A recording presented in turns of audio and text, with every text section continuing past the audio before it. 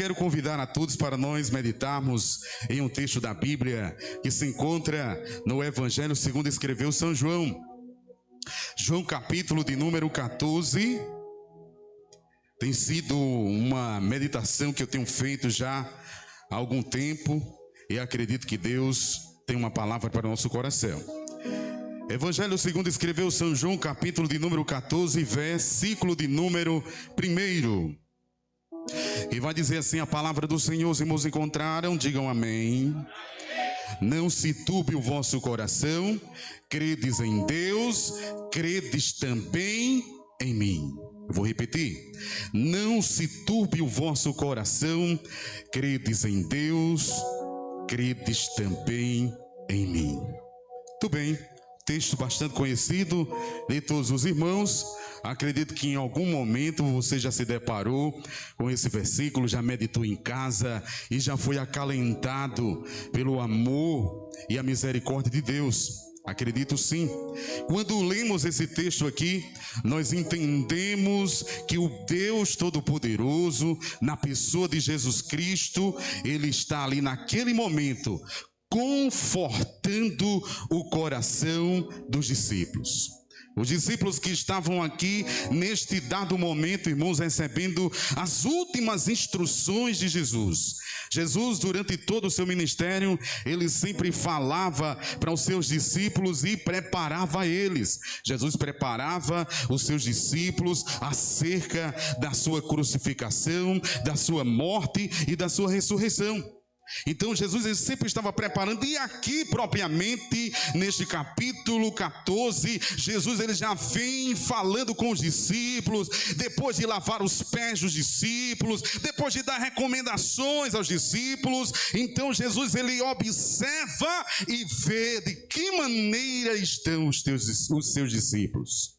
E aqui, irmãos, tem uma mensagem muito linda da parte de Deus para todos nós. Para aquele dia, ele se dirigiu para aqueles discípulos que naquele momento estavam com o coração turbado, estavam com o coração preocupado, estavam com o coração angustiado, atribulado com tanta informação. Que informação é essa? Ei, eu quero dizer para vocês que eu irei ser entregue nas mãos dos pecadores e como ovelha muda, eu não vou abrir a minha boca. Importa que o Filho do Homem morra, mas que ao terceiro dia ele ressuscite. Irmãos, isso era muito sério, isso era muito impactante para aqueles homens. Quando eles ouviam essa palavra, eles não aceitavam de imediato. A Bíblia diz que certa vez, quando Jesus estava falando isso, Pedro de repente se levanta e repreende Jesus e diz para Jesus: Jesus, de maneira nenhuma isso vai acontecer com o Senhor, de maneira nenhuma, tem misericórdia de ti mesmo, Jesus. Quem é que quer aceitar uma pessoa como Jesus morrer? Mas Jesus estava preparando, porque ele tinha que cumprir a sua missão. Então Jesus, compartilhando essas coisas para os seus discípulos, ele observa e vê os seus discípulos turbados, preocupados. E aqui eu quero já compartilhar com vocês uma coisa. Jesus também está observando vocês. E na observação que Jesus faz para vocês, cada um aqui tem uma preocupação diferente. Tem gente que está se preocupando com uma coisa muito grave, com uma coisa muito séria. E tem gente que está se preocupando com uma besteira. Mas não importa que tipo de preocupação seja, a mensagem que Deus coloca no meu coração para transmitir e falar para vocês aqui nessa hora é: não se preocupem. Não estejam, pois, preocupados com nada. Eu quero dizer para vocês que diante de qualquer dificuldade que você esteja enfrentando, qualquer circunstância, o Gabriel já me antecedeu e já falou: Deus é o nosso refúgio e fortaleza, Ele é o nosso socorro bem presente na hora da angústia, pelo que não temeremos, ainda que a terra se mude, ainda que os montes se transportem para o meio dos mares, há um rio cuja corrente alegra a cidade de Deus, o santuário da morada do Altíssimo, e Deus, Ele está no meio dela e não será abalado. Muitos verão o que Deus vai fazer na sua vida. Mas ele diz para você: não fique preocupado. E como não se preocupar? E aí, irmãos, nós queremos pregar uma mensagem, queremos falar uma mensagem, substituindo a preocupação pela fé. Jesus observou os discípulos e viu como os discípulos estavam. Jesus viu o comportamento dele, a ansiedade deles, a angústia deles. E Jesus, na hora que viu aquilo, disse: vou ter que dar uma palavra para eles, porque eu já disse a eles que eu vou ressuscitar o terceiro dia. Eu já disse para eles que tem que acontecer tudo isso. Eles ainda não entenderam, mas eu quero que vocês compreendam uma coisa: não fiquem preocupados o seu coração. A partir de agora, essa preocupação que você tem aí, que eu não vou categorizar, eu não vou tentar adivinhar que preocupação é essa. Eu só quero dizer uma coisa para você: a mensagem de Deus para o teu coração, para a tua alma, é que esta preocupação, ela tem um começo, tem um meio e tem um fim. E a mensagem de Jesus para você é: não fique preocupado, mas creia. Dá para acreditar diante da preocupação? Dá para acreditar. Existem, irmãos, algumas preocupações da vida. Como já falei, já sempre medito sobre esta palavra. E lendo sobre isso, os especialistas, os psicólogos, psiquiatras, os profissionais da área da saúde psíquica e mental, eles vão dizer que o ser humano, ele sempre está preocupado com as coisas. E aqui eu estou falando para seres humanos, eu não estou falando para anjos.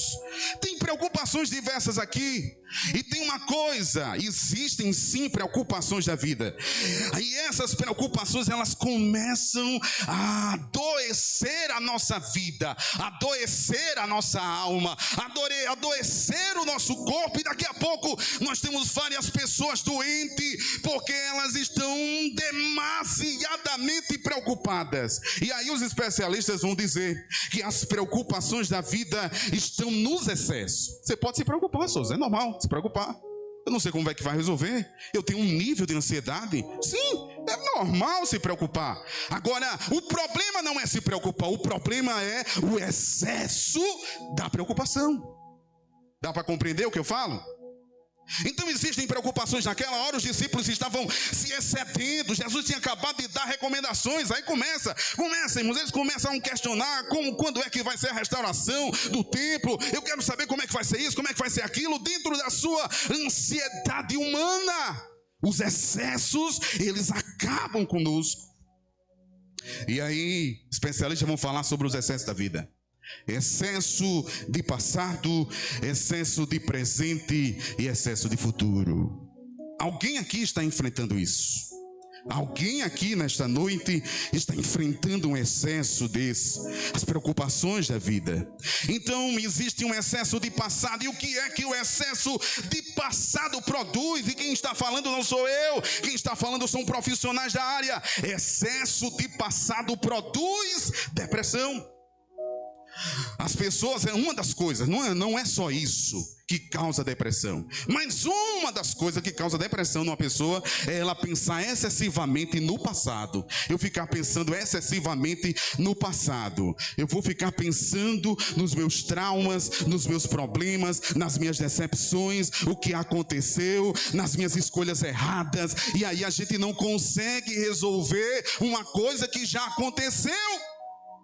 Compreendem? O que está, irmãos, acontecendo aqui neste momento, neste exato momento, é uma coisa chamada presente. Eu estou presente com vocês aqui. Eu estou presente, vocês estão presentes aqui nesta hora. Daqui a pouco isso aqui não será mais presente, isso aqui será passado. Vocês vão se lembrar do Gabriel testemunhando, dos louvores que foram cantados. Se alguém tropeçar aqui, você vai lembrar como foi engraçado naquele dia, naquele culto de mocidade. Aquilo foi engraçado demais, porque uma coisa que é presente se torna passado. E aí eu vou ficar me preocupando com uma coisa que não é mais. Não tem mais. Não adianta excessivamente se preocupar com o passado. O passado, irmãos, ele traz alguns sentimentos, ele traz algumas coisas para a nossa vida. E aí tem pessoas que elas não sabem administrar esses sentimentos. E o que acontece é que eu não vou listar todos os sentimentos, mas pelo menos eu vou citar aqui alguns. Primeiro, o passado mal resolvido, ele traz para o coração do homem um sentimento de culpa. As pessoas ficam culpadas. E a culpa, ela vai remoendo dentro das pessoas, ela vai remoendo dentro de cada um de nós. E daqui a pouco a gente não sabe como resolver. Eu me sinto culpado pelo que eu falei, eu me sinto culpado pelo que eu disse, eu me sinto culpado pelo tratamento que eu tive, eu me sinto culpado porque eu estou pensando numa coisa que eu fiz, eu estou culpado agora. E aí esse sentimento de culpa, ele vai fazendo, ele vai fragilizando a sua vida. Esse sentimento de culpa, ele vai diminuindo as suas forças. Esse sentimento de culpa, ele vai tirando a sua fé. Esse sentimento de culpa, ele tira você do eixo. Mas aí eu tenho uma mensagem de Deus para você. Está em Isaías capítulo de número 1, verso 18. Vinde, pois, e arrazoemos, diz o Senhor, ainda que os vossos pecados sejam como a escarlate, eles se tornarão brancos como a neve. Ainda que sejam vermelhos como o carmesim, tornar-se-ão como a lã. Eu quero dizer para você que existe perdão de Deus para o seu pecado, para a sua culpa. Estou sentindo culpa agora. E agora? Fiz uma coisa lá no passado, o que agora? Como vou restaurar a minha vida? O sangue de Jesus, o sacrifício de Jesus, o perdão de Jesus, o amor de Jesus, o Deus que diz que torna as coisas velhas em nova, o Deus que faz tornar o escarlate em branco, o carmesim como a pura lã. Eu quero dizer para você que quando entendemos que Deus perdoa a nossa vida, quando entendemos o sentimento de culpa, ele não subsiste, ele não se sustenta, porque maior do que a culpa é o Deus que você serve. Maior do que a culpa é o Deus que você serve. Maior do que a culpa é o Jesus que morreu na cruz do Calvário por você. Então você tem que se agarrar a esta mensagem e dizer: eu posso até ter cometido erros na minha vida, mas existe um Deus perdoador, um Deus salvador, um Deus restaurador, um Deus que pode tirar toda a culpa do meu coração. Existe um outro sentimento. E o sentimento, quando ficamos pensando excessivamente no passado, é um sentimento de melancolia. Ficamos melancólicos. Isso é um comportamento humano. Pessoas que constantemente estão com aquela tristeza calma, são felizes e ficam ondulando dentro do seu sentimento. Feliz demais, triste demais. Quem é assim, diga amém. Ninguém se revela. Irmãos, não tem problema em você dizer que você é melancólico. Na Bíblia também teve pessoas melancólicas.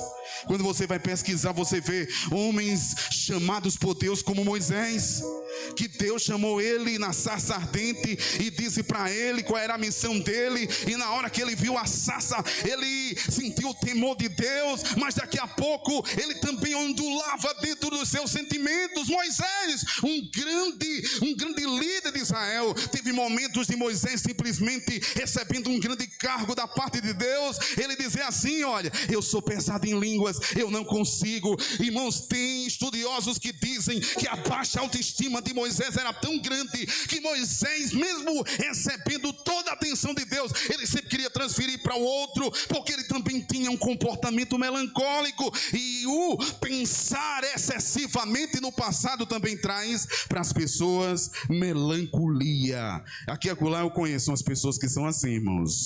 É bem complicado. Eu não gosto muito de ficar assim.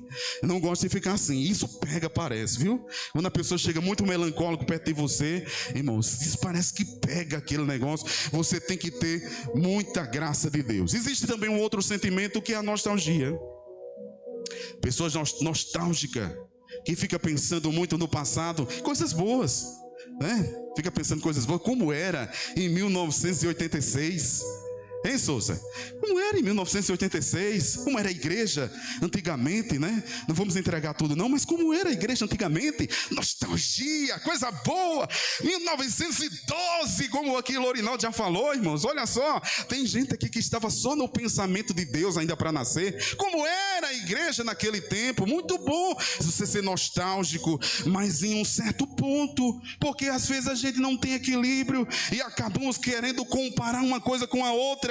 Daqui a pouco tem um conflito de gerações. As coisas que eram de 1912 não é agora em 2024. As coisas não são mais como eram. A igreja não é mais daquela mesma forma, não é mais daquele mesmo jeito. As pessoas mudaram, as coisas mudaram, tudo mudou. E aí essa nostalgia que era para você pensar em uma coisa boa, no dia que as coisas aconteceram na sua vida e que você foi salvo, foi batizado com o Espírito Santo, as vigílias que você participou e tudo mais, em vez de você ficar pensando nisso, a nostalgia é só para coisa ruim.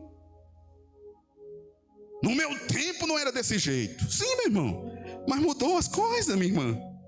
Não é mais. Então pensar excessivamente produz uma certa depressão nas pessoas. Ok, irmãos? Existe agora um outro excesso, que aqui é o excesso de presente. E o excesso de presente, já que o excesso de passado ele traz depressão, o excesso de presente ele traz um certo tipo de estresse. E aí pessoas que vivem muito no passado têm um certo comportamento, e pessoas que vivem agora no presente. Por que no presente agora o meu estado mental e a maneira como eu penso traz um certo estresse? E especialistas vão dizer que pessoas que vivem excessivamente o presente e não sabem organizar as coisas, elas causam estresse em si próprias. Irmãos, e eu já disse aqui em outro momento, não vou repetir a mesma adágia, mas eu vou dizer aqui para vocês uma coisa: eu sei quando a minha cabeça não está boa. É sempre antes que a sua cabeça não está boa? Não, irmão, tem dia que a minha cabeça está boa. Não queira mexer comigo no dia que a minha cabeça não estiver. Mas eu sei quando não está boa. Eu já preparei meus familiares, meus pais e todo mundo. Olha, quando vocês chegarem, que você vê as coisas tudo bagunçado aqui, já sabendo cientificamente que é assim que o estresse acontece. Primeiro a bagunça interna, depois a bagunça externa. Primeiro a bagunça interna, depois a bagunça externa. Excesso de presente, muita coisa para fazer, muito trabalho para entregar, muita coisa. Daqui a pouco você vai deixando as coisas, e daqui a pouco vem aquele estresse. Você não sabe de onde é que vem o estresse. Aquele negócio que vem sobre você é nada mais, nada menos do que a bagunça dentro. Aí só Deus, irmãos, só Deus para trazer para a nossa vida. Trazer para a nossa vida uma direção. Filipenses capítulo 3, verso de número 13. Vai dizer assim: irmãos, quanto a mim, não julgo que o haja alcançado, mas uma coisa faço. O que é que eu tenho que fazer? É que me esquecendo-me das coisas que para trás ficam e avançando para as que estão adiante de mim. Então vamos lá. O que é que o apóstolo Paulo recomenda para quem vive excessivamente preocupado com as coisas do passado? Esqueça das coisas do passado e faça o que você tem que fazer agora. Esqueça, uma coisa eu faço, esquecendo-me das coisas que para trás ficam, e faça o que você tem que fazer, né? Então como é que devemos fazer? Primeiro esquecer e depois fazer. Como esquecermos as coisas do passado? Como é que devemos esquecer as coisas do passado? E ali já está chegando o meu tempo. Primeiro, irmãos, eu tenho uma dinâmica comigo. E essa dinâmica que eu tenho é que sempre que estou ferido, ou sempre que acabo me ferindo, isso é fisicamente, emocionalmente, de alguma forma eu tento de todas as formas me curar rapidamente me curar. Fui ferido. Isso eu aprendi quando era criança, jogando bola com Naldo. Naldo é meu contemporâneo, nós jogávamos bola juntos. Todos os dois zagueiros, chamados, irmãos, de trator, porque ninguém passava por a gente. Mas aí o que eu quero dizer para você é que quando era ferido, sempre fazia de tudo para curar as feridas. E aqui tem uma mensagem para cada um de nós. Irmãos, olha só. Existe uma coisa muito diferente entre estar ferido e as cicatrizes que você tem. Cada um de vocês aqui já passaram ou vão passar por alguma coisa na vida de vocês que vai ferir vocês e que vai deixar cicatriz em vocês. E aqui eu quero dizer para vocês que aqui nesse rapaz que está falando com você, eu tenho muitas cicatrizes no corpo. Eu trabalhei, como eu disse a você, em um pet shop. E lá no pet shop eu constantemente era mordido pelos cachorros. Então eu tenho 11 mordidas de cachorro, um braço quebrado e várias cicatrizes no corpo. De muitas coisas, quando o menino brincava. Muito bem, mas o que acontece, irmãos, é que cada cicatriz, eu já até observei que o pastor Bruno tem cicatriz também. Cada cicatriz, irmãos, tem uma mensagem. Cada cicatriz tem uma história. Você não vai encontrar em quem tem cicatrizes feridas. Só tem história. Eu só tenho história. E eu quero dizer para você aqui uma coisa: cure as suas feridas. Cada cicatriz, eu tenho uma cicatriz aqui no braço de uma cachorrinha chamada Xuxinha. Ela me mordeu, o nome dela, nunca esqueci dela. Tem uma cicatriz na cabeça de um cachorrinho, era evangélico, o dono, e o nome do cachorrinho era Sansão. Eu tenho uma cicatriz que eu briguei com ele e ele me jogou de um lado para o outro e eu bati a cabeça, fiquei todo ensanguentado. Não vou contar tudo porque o tempo não dá. Tem uma outra cicatriz, irmãos, e o que acontece é que a diferença entre ter feridas abertas e cicatrizes é que eu posso contar a história para você sem sentir dor.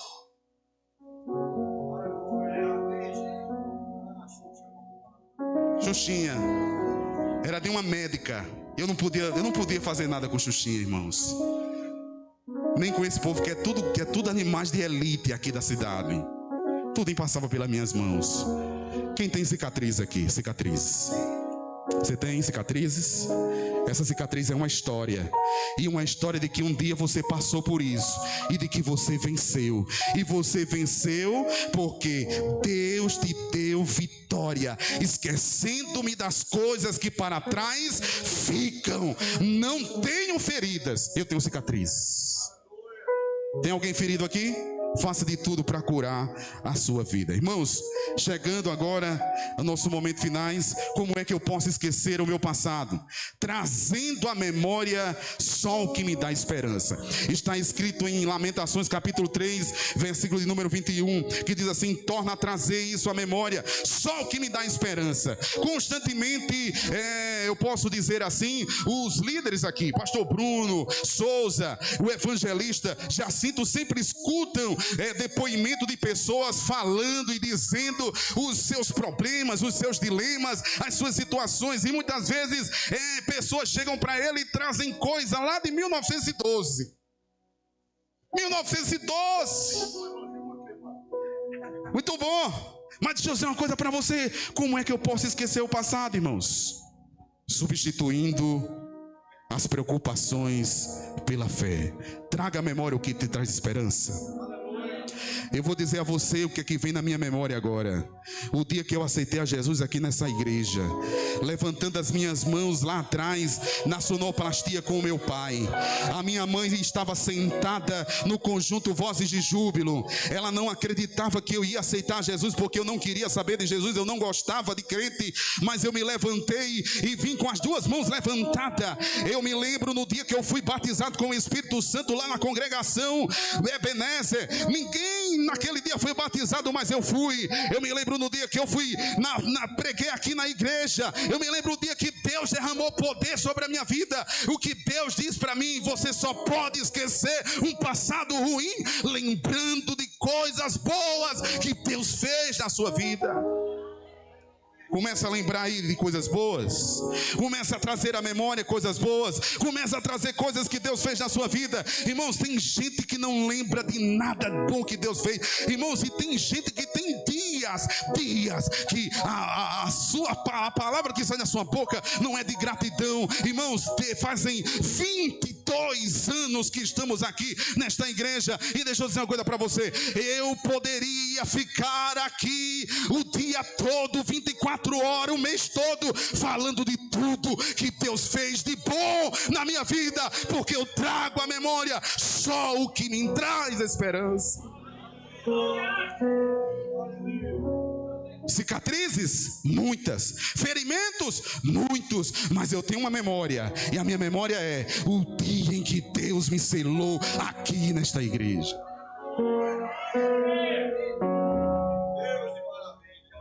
Como é que vamos nos lembrar, irmãos? Esquecer o passado, pensando nas coisas do alto e não nas coisas da terra. Amém? Glória a Deus. Até 8h30, passei 2 minutos ali e eu vou já entregar aos irmãos. Então é o seguinte: como é que podemos entender essa palavra aqui? Substituindo a preocupação pela fé. Pedi ao pastor Bruno aqui, só mais 5 minutinhos, pastor Bruno. Preocupações, eu já falei, irmãos. Preocupação com o passado, com o presente e com o futuro. Só tem uma forma de nós substituirmos essas preocupações. Como é? Substituindo a preocupação pela fé. Então é o seguinte: está preocupado? Substitua essa preocupação pela fé. E como é que eu posso substituir a preocupação pela fé, irmãos? A Bíblia diz em Romanos capítulo 10, verso de número 17: de sorte que a fé vem pelo ouvir, e ouvir a palavra de Deus. Só tem uma forma do homem substituir preocupações por fé: escutando a palavra.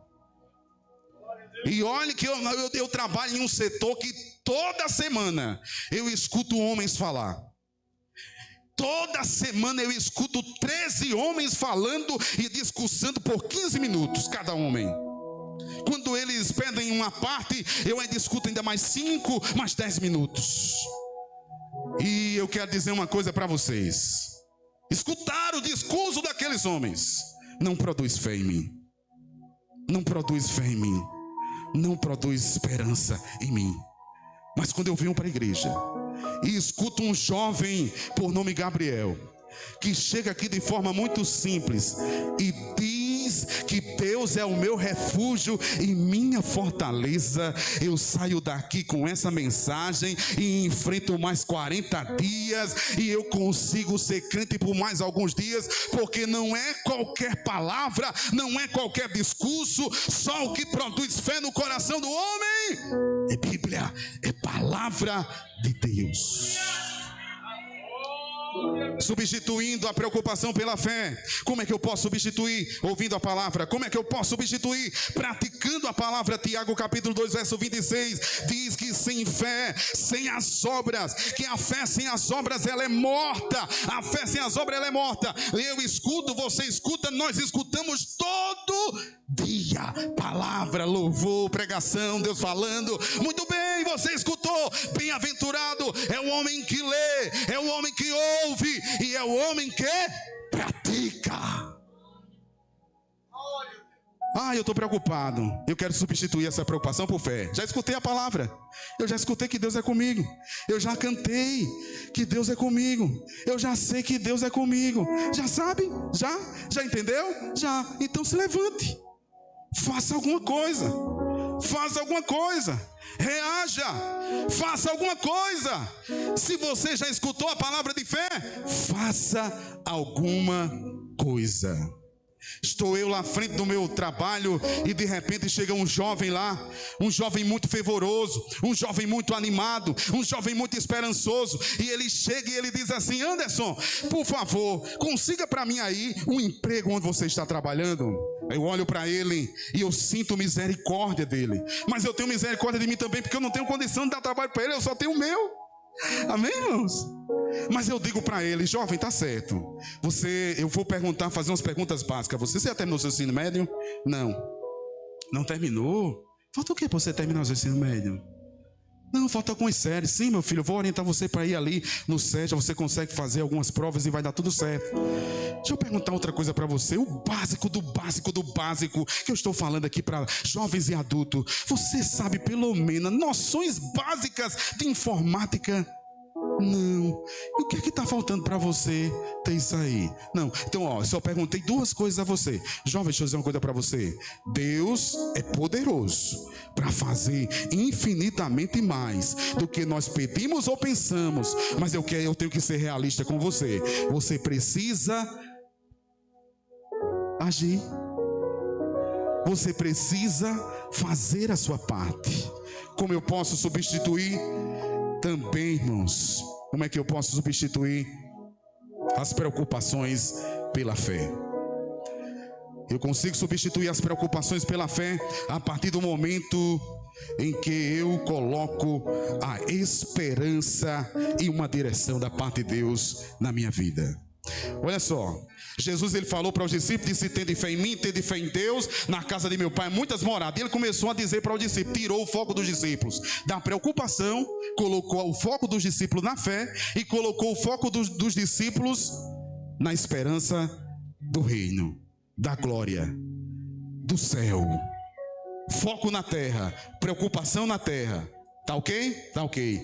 Tenha fé? Tem fé? Estimulou a fé? Exercitou a fé? Agora vamos pensar no céu. Eu vou preparar lugar para vocês. E quando eu for vos preparar lugar, eu virei outra vez e vos levarei para mim mesmo, para que onde eu estiver, estejais vós também. Foco deles na preocupação. Substituiu por fé. E daqui a pouco ele disse: se você tiverem fé, vocês também vão morar nas mansões celestiais.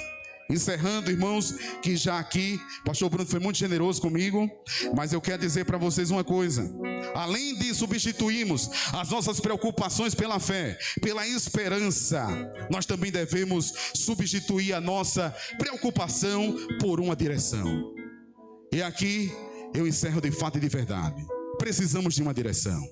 E a Bíblia vai dizer que Jesus disse que eu sou o caminho, eu sou a verdade e eu sou a vida, e ninguém vem ao Pai se não for por mim. Precisamos de uma direção. E aqui, irmãos, olha só,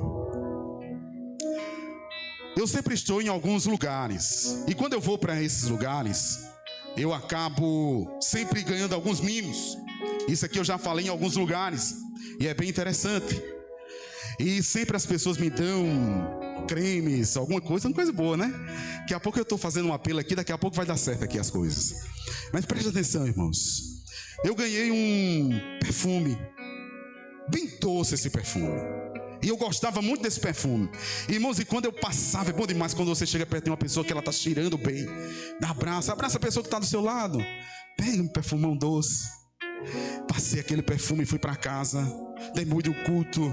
Quando chega a noite eu durmo de luz apagada, e de repente eu sinto vários comichões no corpo. Acendo a luz, a minha cama está cheia de formiga. Meu Deus do céu, formiga, um formigueiro em cima da minha cama. Mas que negócio é esse? Aí eu, primeira noite, e o perfumão, eu gostava do perfume, pego o perfume. E no outro dia eu disse: só eu não trouxe comida para o meu quarto. Segunda noite, irmãos, apaguei a luz do mesmo jeito, não durmo de luz acesa, e pegue formiga. Eu digo: agora sim, tem um formigueiro embaixo dessa cama. Descobri que era o perfume. Fiquei encabulado, peguei o notebook e fui aprender sobre o comportamento da formiga. Encerrando, de verdade, nós precisamos de direção, irmão, amém? Quem precisa de direção, diga amém. O que acontece aqui, pesquisando sobre as formigas, eu entendi que as formigas, elas têm sensores que são estimulados por feromônios, e elas sempre vão nos lugares onde tem açúcar. Elas são atraídas por isso.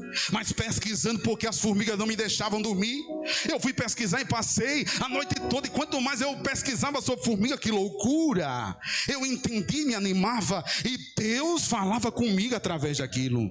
O que acontece é que de repente eu entendi que as formigas, elas são estimuladas por feromônio, elas saem dos seus lugares, e tem um personagem chamado Desbravador, que é a líder das formigas, e ela vai até aquele lugar onde está o doce. Ela observa, sente o cheiro, volta e diz para as outras. Eu não sei como é que ela se comunica, deve ser pelas anteninhas, mas ela diz: ó, achei doce, vamos lá. E elas vão.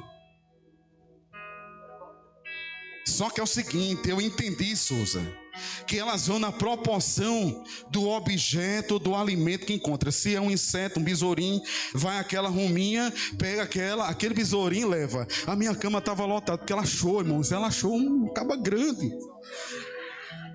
Agora estava lotado, irmãos.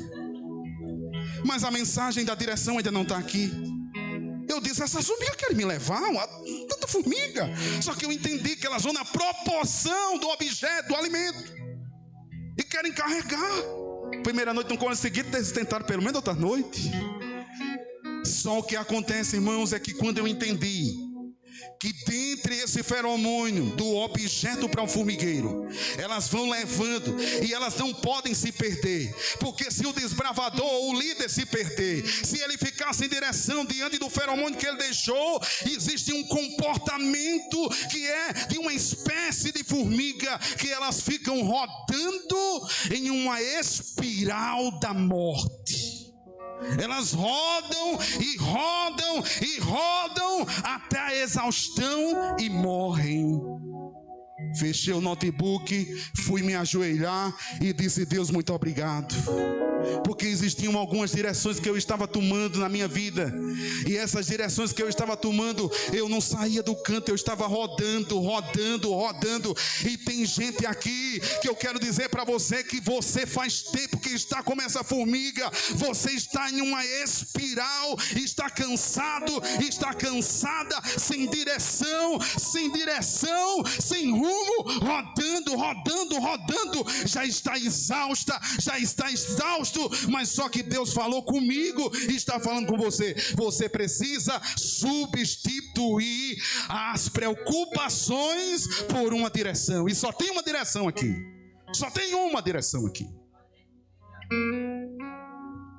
Jesus.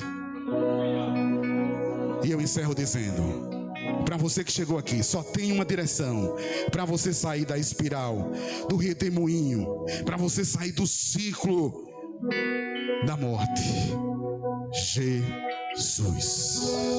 Amém? E eu agradeço a oportunidade em nome de Jesus.